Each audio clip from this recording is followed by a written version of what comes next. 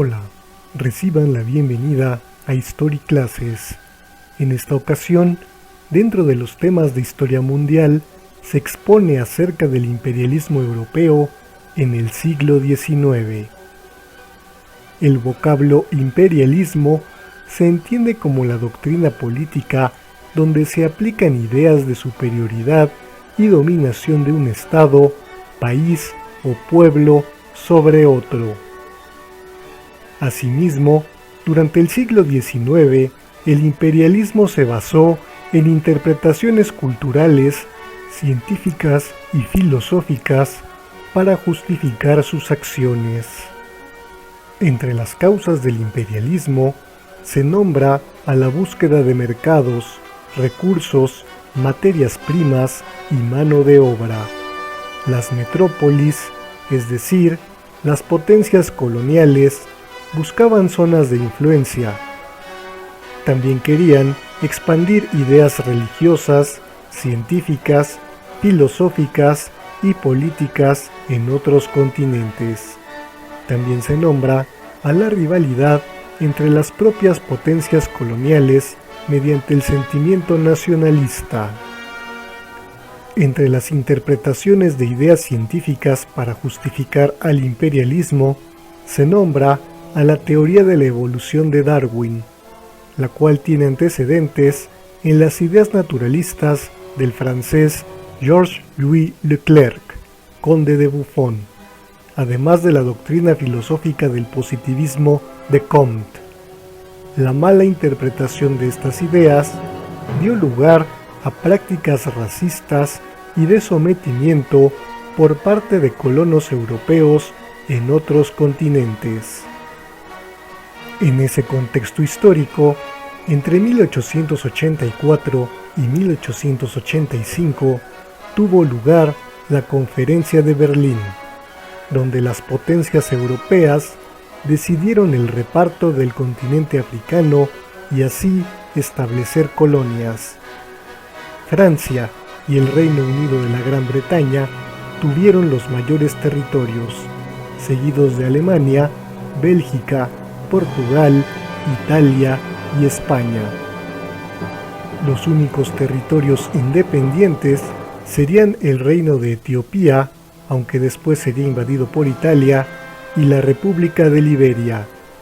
Este último país surgió como un territorio adquirido por los Estados Unidos de América para enviar a sus esclavos liberados de ascendencia africana, convirtiéndose en un país independiente en 1847. A lo largo del siglo XIX, el Reino Unido de la Gran Bretaña fue la mayor potencia imperialista. Sus dominios se extendían al resto de los continentes. Aquí vemos algunas de sus mayores colonias en África, América, Asia y Oceanía. El actual país de Belice antes era conocido como Honduras Británica. En el caso de África, algunos de los mayores territorios recibieron el nombre de Rodesia, por Cecil John Rhodes, empresario británico, quien amasó una fortuna al explotar minas de diamantes y promovió el expansionismo de su nación en África. En el caso de Francia, sus mayores posesiones se ubicaban también en el continente africano, siendo el francés el idioma oficial en varias naciones de ese continente. En Asia, la principal posesión fue la Indochina francesa, la cual corresponde a los actuales países de Camboya, Laos y Vietnam, además de las islas de la Polinesia francesa en Oceanía. Por su parte, Italia tuvo a Libia, Eritrea y Somalia como colonias en África, además de invadir y pretender Etiopía hasta la Segunda Guerra Mundial. Para el siglo XIX, Portugal había conservado sus colonias en África, establecidas desde los siglos XV y XVI, siendo Angola y Mozambique las más grandes. También tuvieron el control de Timor Oriental y del puerto chino de Macao en el continente asiático. Las colonias alemanas en África fueron Togo, Camerún, Namibia y Tanzania, las cuales pasaron a manos francesas y británicas después de la Primera Guerra Mundial. Una de las colonias más grandes en África fue el Congo belga, el cual también comprendía a los actuales países de Ruanda y Burundi. El Congo belga llegó a ser propiedad privada del rey Leopoldo II. En ese tiempo fue documentado el abuso hacia la población nativa, siendo obligada a trabajar en minas de diamantes.